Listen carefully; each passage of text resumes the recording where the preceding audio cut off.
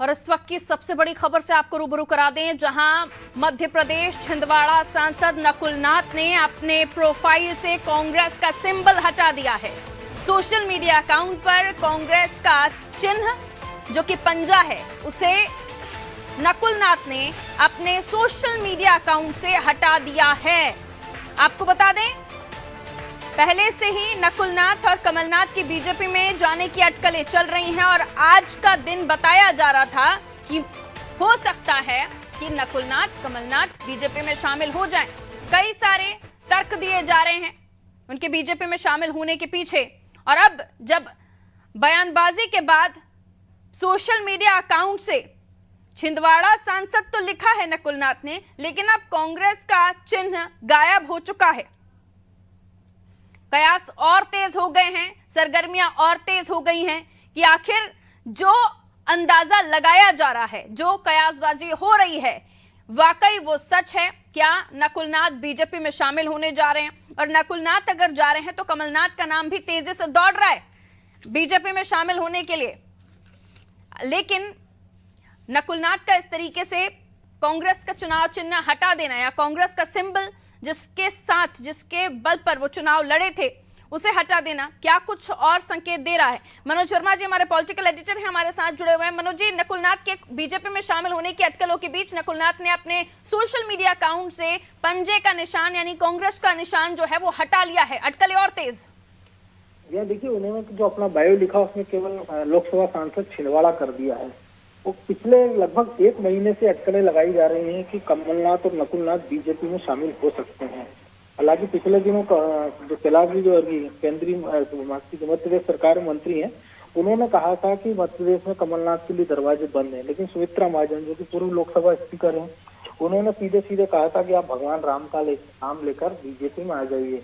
इसके बाद कल बीजेपी के प्रदेश अध्यक्ष वी डी शर्मा ने भी साफ तौर पर नाम लेकर कहा कि दोनों बीजेपी में आना चाहे तो इसका स्वागत है। खुद कमलनाथ ने इस पुष्टि की है, मतलब उसका खंडन नहीं किया। एक तरह से उन्होंने जब अटकलें लगती रही हैं कि वो बीजेपी में जा सकते हैं, तो उन्होंने सीधे तौर पर उसका खंडन नहीं किया। उल्टे उन्होंने मीडिया से पूछ लिया, आप बताइए आपकी क्या राय है। कल भी उन्होंने जब पूछा गया था छिंदवाड़ा में, तो उन्होंने साफ तौर पर कहा रहा था कि मैं लोगों की राय ले रहा हूँ।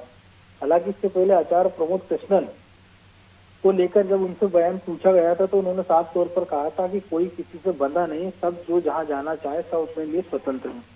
पिछले कुछ समय से कमलनाथ कांग्रेस से नाराज बताए जा रहे थे। जिन तरह से विधानसभा चुनाव में हार के बाद उनको हटाकर पार्टी की कमान युवा नेता जीतू पटवारी को सौंपी गई थी, जो कि कमलनाथ जी ने बिल्कुल पसंद नहीं करते हैं, उसके बाद से माना जा रहा था कि कमलनाथ पार्टी में अपनी भूमिका से खुश नहीं है।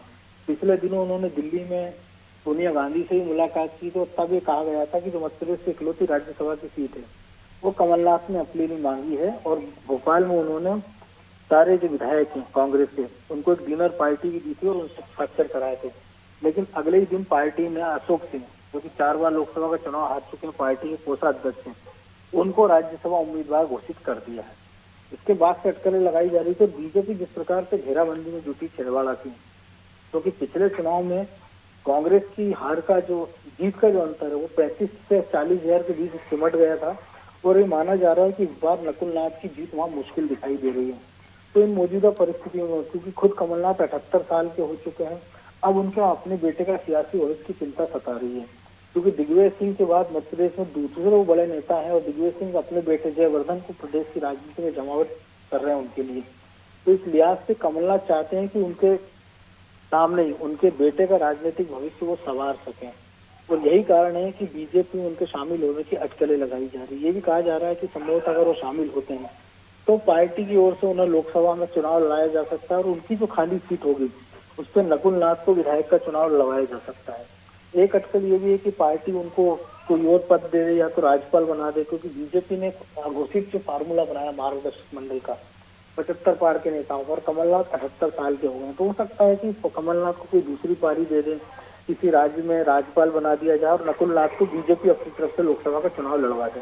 हालांकि न बीजेपी की तौर से इसकी औपचारिक रूप से कोई पुष्टि की जा रही है, लेकिन मजे की बात है कि न कमलनाथ और न नकुल नाथ दोनों ने भी इन अटकलों का अभी तक खुलकर खंडन नहीं किया है। इससे माना जा रहा है कि ऐसा कुछ जरूर पकड़ा है, खिचड़ी जरूर पकड़ी है बीजेपी और नकुल नाथ कमलनाथ के बीच। अब उसमें से क्या निकल कर आता है, क्योंकि इसके पहले कमलनाथ ने अपने समर्थकों से अपने बंगले जो छिंदवाड़ा में शिकारपुर, वहाँ 2-3 दिन से वो मेल मुलाकात कर रहे हैं। आज भी खबरें हैं कि वो अपने बेटे के साथ दिल्ली में हैं। और ये भी कहा जा रहा है कि अगर नकुलनाथ और कमलनाथ जाते हैं तो वो अकेले नहीं जाएंगे। जिस प्रकार सिंधिया गए थे अपने साथ 1.5 दर्जन से ज्यादा विधायकों को लेकर, कमोबश उसी तरह का शक्ति प्रदर्शन कमलनाथ भी दिखा सकते हैं। जो महाकौशल और छिंदवाड़ा, क्योंकि छिंदवाड़ा के 7 विधायक दोनों बार कांग्रेस ने जीते हैं, वो सारे के सारे कमलनाथ के समर्थक माने जाते हैं। तो उसके साथ साथ ऐसी खबरें हैं कि 20 से 22 विधायकों के साथ अगर जाते हैं कमलनाथ नकुलनाथ तो वो अपने साथ ले जाएंगे। तो ये एक तरह से कांग्रेस के लिए तगड़ा झटका मध्य प्रदेश में साबित हो सकता है, क्योंकि मुश्किल उनके अभी हमने देखा 66 विधायक जीत कर आ पाए। अगर उसमें से 15-16 विधायक और जाते हैं तो 50 से भी कम में विधानसभा में कांग्रेस का आंकड़ा सिमट जाएगा। और शक्ति के तौर पर हम देख रहे हैं उनके जो कई सारे बड़े नेता हैं, जो जिला अध्यक्ष हैं, वो लगातार बीजेपी में शामिल हो रहे हैं। और पूरे देश में बीजेपी अपना एक अभियान चला रही लोकसभा चुनाव के पहले। उसके मद्देनजर अगर ये घटनाक्रम होता है, और ये महत्वपूर्ण इसलिए भी है कमलनाथ का आना, क्योंकि दिग्विजय वो बात कीजिए, इंदिरा गांधी उनको अपना तीसरा पुत्र कहती थी। पहली बार 1980 में बीजेपी जब कमलनाथ छिंदवाड़ा चुनाव लड़ने आए थे, तब इंदिरा गांधी उनको लेकर आई थी नामांकन कराने, और ये कहा था ये मेरे तीसरे बेटे, राजीव गांधी संजय गांधी के बाद। और अभी तक गांधी परिवार से उनके संबंध मधुर बताए जाते थे। वो जैसा चाहते थे मध्य प्रदेश की राजनीति में, किसको टिकट देना है, किसका टिकट काटना है, किसको मंत्री बनाया जाना है। एक समय तो किंग मेकर की भूमिका में भी माने जाते थे। कहा जाता है कि दिग्विजय सिंह को जब मुख्यमंत्री बनाया गया था साल 1993 में पहली बार, तो उसके पीछे सबसे बड़ी भूमिका कमलनाथ की बताई जाती थी। और 4 दशक तक केंद्र की राजनीति में सक्रिय रहे हैं, कई सारे अहम पदों पर रहे हैं। तो अगर वो बीजेपी में जाते हैं तो निश्चित तौर पर कांग्रेस के लिए एक बड़ा झटका साबित होगा। बिल्कुल। अब ये खबर क्लियर कब तक होती है इसका इंतजार सभी को है, क्योंकि लोकसभा चुनाव का अगर जिक्र करें मनोज जी, तो ये सभी को पता है कि एक सीट बस यही छिंदवाड़ा ही रह गई थी जो बीजेपी नहीं यहाँ पर अपना परचम लहरा पाई थी। और बीजेपी की नजर काफी समय से उन जगहों पर ज्यादा है जो गढ़ हैं कांग्रेस के। और ऐसे में न केवल गढ़ ध्वस्त होगा बल्कि नेता भी बीजेपी के हो जाएंगे, यानी नाथ बीजेपी के हो जाएंगे। ऐसे में कांग्रेस का आने वाले समय पर भविष्य मध्य प्रदेश में तो खतरे में है ही, और यही भांपते हुए भी हम देख रहे हैं छोटे कार्यकर्ता हो, बड़े कार्यकर्ता हो, प्रदेश स्तर के कार्यकर्ता हो, वो सब भारतीय जनता पार्टी में कतार लगाकर खड़े हुए हैं।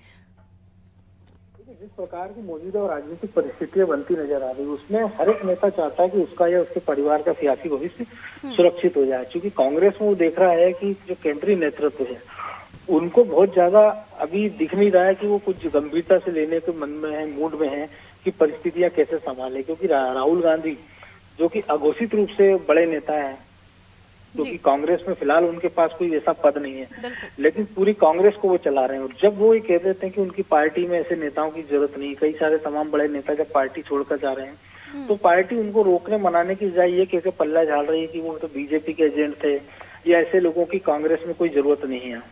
तो ऐसे में जो नेता है उनको लग रहा है कि मौजूदा सियासी परिस्थितियों में अगर जो कि हिंदी पट्टी की अगर बात करें, वहाँ वो कांग्रेस में अगर रहकर बीजेपी का मुकाबला नहीं कर पा रहे हैं, केंद्रीय नेतृत्व भी इसके लिए ज्यादा आतुर दिखाई नहीं दे रहा, इच्छुक दिखाई नहीं दे रहा है। लिहाजा वो अपनी अपनी रणनीतिक जमावटें जमा रहे हैं। जैसे हमने देखा अभी महाराष्ट्र में अशोक चव्हाण जो कि पूर्व मुख्यमंत्री थे महाराष्ट्र के, उनके पिता भी मुख्यमंत्री रहे महाराष्ट्र के, उन्होंने विधायकी से इस्तीफा दिया, बीजेपी में शामिल हुए और राज्यसभा में बीजेपी ने उनको भेजा है। कांग्रेस के तमाम सारे दिग्गज नेता, चाहे हेमंत बिस्व शर्मा की बात कर रहे हैं या टीएमसी शुभेंदु अधिकारी हैं, तो जो गद्दावर नेता है वो बीजेपी ने चूंकि इस बार अपनी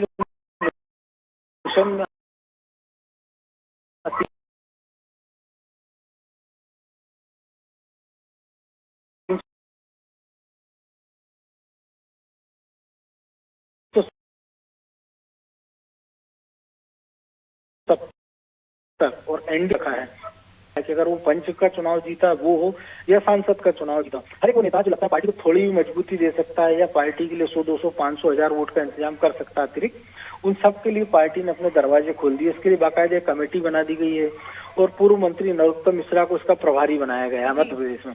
और लगभग ऐसी कमेटियां पूरे देश भर के तमाम सारे राज्यों में बनाई गई है जो चुन चुनकर कांग्रेस के विपक्षी दलों के जो बड़े नेता है उनको तोड़कर ला रहे हैं। महाराष्ट्र में आप देखिए जो सबसे बड़ी चुनौती थी उद्धव ठाकरे, उस शिवसेना के 2 फाड़ हो गए। जो एनसीपी एक बड़ी चुनौती थी शरद पवार की, उसको उनके 2 फाड़ करवा दिए और उनके भतीजे अजीत पवार की पार्टी को असली एनसीपी का नाम मिल गया है। इसी तरह हम तमाम सारे राज्य देख रहे हैं कि अगर जो एनडीए का गठबंधन बिहार में कमजोर पड़ता नजर आ रहा था, नीतीश कुमार को वापस तोड़कर ले आया है।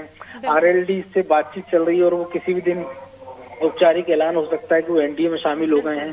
तो ये तमाम सारे अपने जो गुणा भाग है बीजेपी, उसको मौजूदा दौर में मजबूत करने में जुटी। और आज जो दिल्ली में बड़ी बैठक बीजेपी की चल रही है, जिसमें देश भर के 4000 से ज्यादा लोगों को बुलाया गया है, उसमें लोकसभा चुनाव 2024 की रणनीति पर मंथन होगा। और उसके बाद ऐसी संभावना जताई जा रही है कि अगर कमलनाथ बीजेपी में शामिल होता है, नकुलनाथ, तो हो सकता है शाम को दिल्ली में इसका औपचारिक ऐलान हो सकता है। बिल्कुल, तो आज शाम को हो सकता है दिल्ली में इसका औपचारिक ऐलान हो। बहुत शुक्रिया मनोज जी जानकारी देने के लिए। तो बड़ी खबर निकलकर सामने आ रही है, जहां जो अटकलें लगाई जा रही थी अब तक कि नकुलनाथ बीजेपी के हो सकते हैं, और ये उनका प्रोफाइल सोशल मीडिया अकाउंट जिसपे उन्होंने कांग्रेस का जो सिंबल है उसे हटा दिया है, जिसके बाद अटकलें और भी तेज हो गई। और अब खबर निकलकर ये आ रही है कि आज जो कि बीजेपी का राष्ट्रीय अधिवेशन चल रहा है, आज शाम को नकुलनाथ हो सकता है बीजेपी में शामिल हो जाएं और बीजेपी कमलनाथ को भी कहीं किसी बड़े पद पर एडजस्ट कर सकती है। लेकिन कब तक इस बात की पुष्टि होगी, फिलहाल ये कयासों का दौर है। शाम तक का मामला निकलकर सामने आ रहा है, हो सकता है कोई और खबर भी बड़ी इस बीच आ जाए, क्योंकि ये अकेले नहीं जाएंगे। जैसे सिंधिया गए थे, काफिला लेकर गए थे, कमलनाथ भी जाएंगे, तो 2 4 5 6 या फिर 15 16 भी तोड़कर लेकर जा सकते हैं।